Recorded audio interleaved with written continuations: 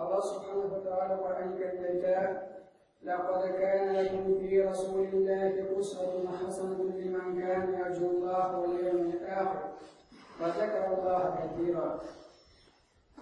Şunlarda Allah işisinde Allah'ın kulu zikir etmişler.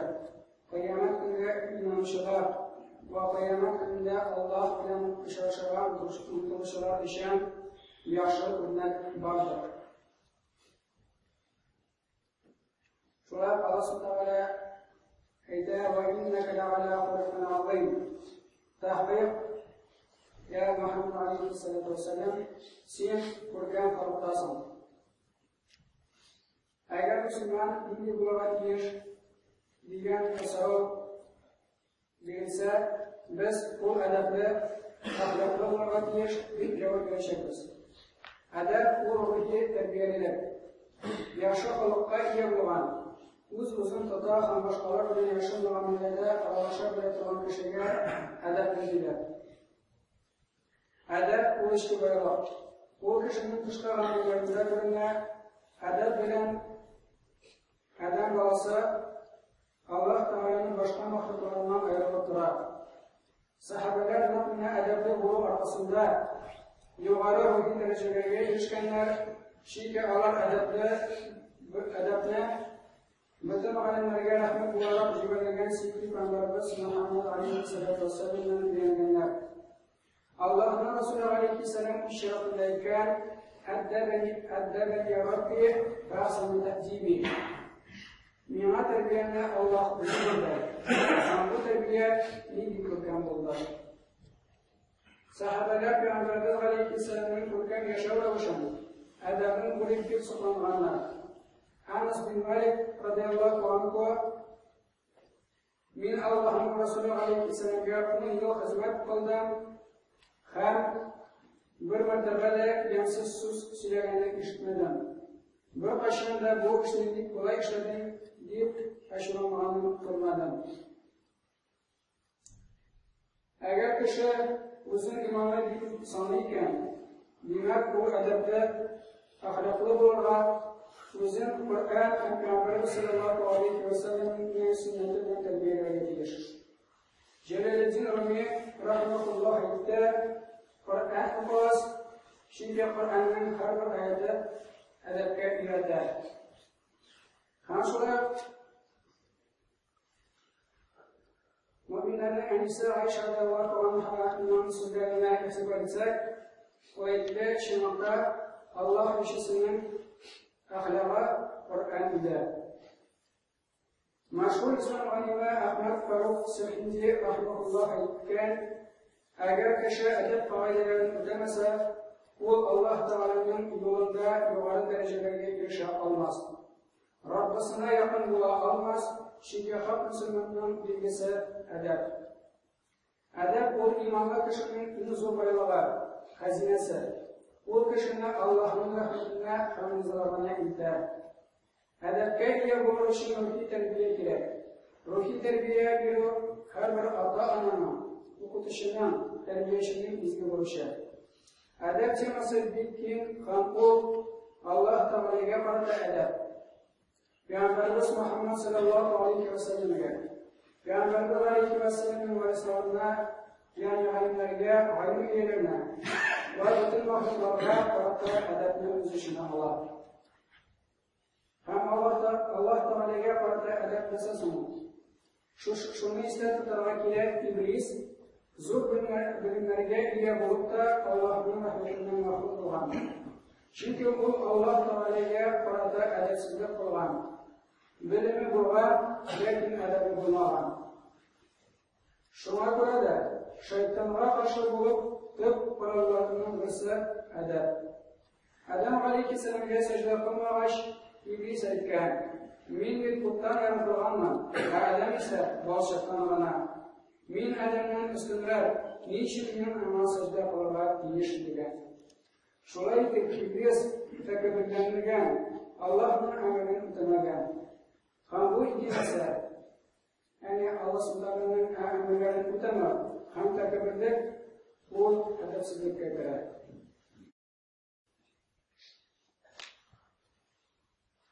Aytib var, adabni adabsizlardan bilamiz.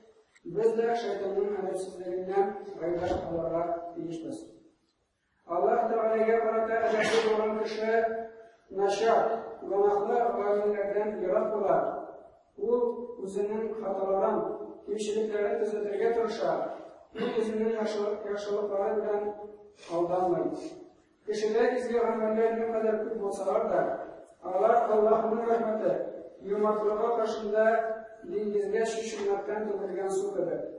Yani Allah Teala amin nimetleri için ulusun şaşırtlarına olup bitire almayız. Şuna göre Allah'a karata edepli olan kişi yüz Rabbisine her daim şükrine kalar, izli amelleri başkarar. Bu Rabbisi yazgan tavziyelinden zararlanmayın. Eğer ana bir avlık ise bu gayetine evvel üzümle izleyecek. Belki ben Allah'a karata edepsizlik kılarım. Belki bir nefisке yergen bir koyulaşır. Alimler Rabbisine edepli olan kişi Allah huzurunda durganın hambarlık neslinin hocası büyük Allah ikenliğini anlatmayın. يَعْلَمُ مَا يَلِجُ فِي الْأَرْضِ وَمَا يَخْرُجُ مِنْهَا وَمَا يَنْزِلُ مِنَ السَّمَاءِ وَمَا يَعْرُجُ فِيهَا وَهُوَ مَعَكُمْ أَيْنَمَا كُنْتُمْ وَاللَّهُ بِمَا تَعْمَلُونَ بَصِيرٌ. Жерден не шығар, жерге не кірер, көктен не ине, көкке не ине, барысында ол біліп тұрар. Сіз қайда барған болсаңыз да, Аллах сіздің yanında болып, Аллах ғамалыңыздан көріп тұрар. Хадис surasi 4-ayet. Süleyman Şvayger degan bir Hristiyan dini ahli o'zining safar kundaligida musulmonlar hatto mushabbala o'z g'ayratlarini qoplab yuradilar. Nidlik ahlakka iya bo'lgan kishilar biz va ular deb atagan bu kishilardan adab qoidalarini ilmiga tegish deb yozgan. Ikkinchisi Payg'ambarimiz alayhissalomga qarata bo'lgan adab. Sahobalar suyukli Payg'ambarimiz alayhissalomga qarata har vaqt adabli bo'lganlar. Ular biz Allohning Rasuli alayhissalomning nasihatlarini qilmaganlar. Ko'ngillarimiz Rabbimiz Allohga ham uning Payg'ambari Muhammad alayhissalomga qarata muhabbat ham adab bilan to'la edi. Sahobalar Payg'ambarimiz alayhissalomga salom bergan hammaning ko'zlarini to'g'ri qaraganda qiyolganlar. Hatto Allohning Rasuli Muhammad alayhissalom yashasida yosh bo'lgan sahobalar da ona qarata adab saqlab, uning ko'zlarini ashiq qaray olmaganlar. Amr bin As radhiyallohu anhu o'z umrining so'nggi minutlarida so'zlagan, men uzoq vaqt Payg'ambarimiz alayhissalom yonida turdim. Lekin amal deb hurmat etganga ham xiyolga ko'ra boshimni ko'tarib ama uzoq qoray olmadim. Agar mendan ana yuzi kunda sarsalar, o'sha narsani silab bera olmas edim. Qur'onda payg'ambarlarning ismlari aytilgan bo'lsa da, Allah subhanahu wa ta'ala payg'ambarga bir taqdirda ya Muhammad deb murojaat etmadi. Allah Rabbimiz ama ya Nabiy, ya Rasul deb undashdi. Allah Taala bir musulmonlarga Payg'ambarimiz alayhissalomga qarata adabli bo'lishga buyurdi. Bu turda bu surasida aytilar: "La taj'alu du'a ar-rasuli baynakum ka-du'a ibadikum ba'da, qad ya'lamu Allahu alladhina yatasakkaruna minkum liwadan falyahdhar alladhina yukhalifuna 'an amrihi an tusibahum fitnah aw yusibahum 'adhabun alim." Bir-biringizni chaqirgan gibi Peygamberine de şuna chaqirmaymiz. Aramızda ba'zilarga sevgi so'raydi. Müslüm ona ruxsatsiz qochib ketganlari haqida Alloh bilar. Ham bo'lamiz. Anom amalidan qochib ketib, bu dunyoda o'zingizga fitna bala chaqira ko'rmangiz. Yoki oxiratda undaylарға bir qat'iy jazo yetirib so'g'u bor. Ibn Abbas radhiyallohu anhu bu oyat bunda bo'ladigan kishilar Allohning Rasuli alayhissalomga ya Muhammad ya Abu al-Qasim deb undashar edi. Alloh taolo ana darajasini ko'tarish uchun алай дип әйтергә булды. Шуннан соң кешеләр Пәйгамбәрбез саллаллаху алейхи ва сәлләмгә я Наби, я Расул дип мөрәҗәгать итә башладылар. Безнең Пәйгамбәр sallallahu aleyhi ve sellem'e karşı hürmet, kamu alıp bilgen her nesline ana sünnetten, bu sünnet nedir? Aldırmışlar.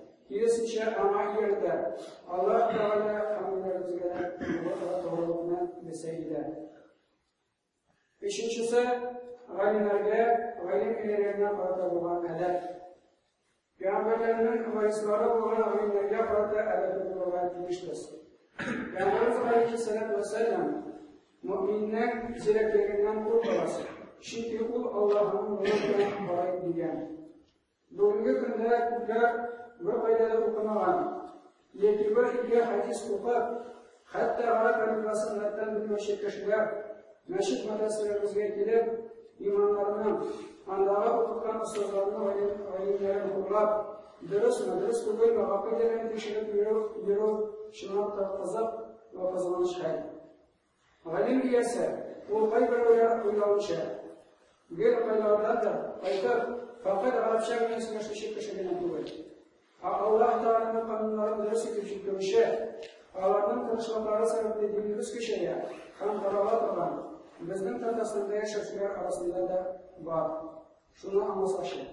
Peygamberimizin hadis-i şerifinde ettirgen ve enne ulema hum varasatul enbiya. Galimler peygamberlerin varisleri. Demek galimlerden, ustazlardan, imamlardan, galim üyelerinden mahsus rəvişdə hatalar izlep, sanılan maskaralar için galimlerin kişi elbette peygamberimizin sünnerine ihtibar ve hürmet itmavına bir bilge boldular. İkinci yaktan Allah'ın tacirine çalışmalı. Her kişi kuz uğrunda fakat Allah'ın taciri bilen birine ulaştırılan. Bu özü tilegen kişinin sayılar peygamber eder. Şuayaq dilegenini imanlar, dilegenini imansızlıkta kıldırar. Her nesle anı tilegen bilen birine. Sağlık, avru, baylık, fakirlik, aylin adamlık, büyük dereceler ve hurluk barısı da Allah subhanahu wa ta'ala. Hamsılması bütün mahluklara karata eder. Peygamberimiz Muhammed Aleyhisselatü Vesselam'da La yekunu ahadukum hatta yuhibbe li ahihi ma yuhibbu li nefsihi.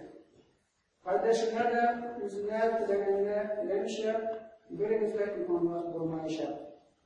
Bu hadis sizin işit yüzüne karata başkalardan münasebet ettirirsen, başkalarına şundan münasebet ettiler, kanıtlar. Şunda sizin ahlakın büyük bular. Hem özün de Rabbim karşında, Allah derecede varlığının hükümde bolasın diyenini anladı. Нравственность – это высокое духовное качество, с которым пришел наш пророк алейхиссалату вассалям. И то качество, которое упоминает Всевышний Аллах в своем Писании. Это является также тем качеством, которое поднимает степень человека, отделяет сына Адама от всех остальных творений. И воистину в него входят 4 вещи. Первое – это нравственность по отношению к Аллаху. То есть это означает подчинение в том, что приказал Аллах, и от того, что Аллах запретил. Второе – это нравственность относительно пророка алейхиссалату вассалям. Сюда входит стремление, выполнение и подражение пророку алейхиссалату вассалям относительно его слов и поступков.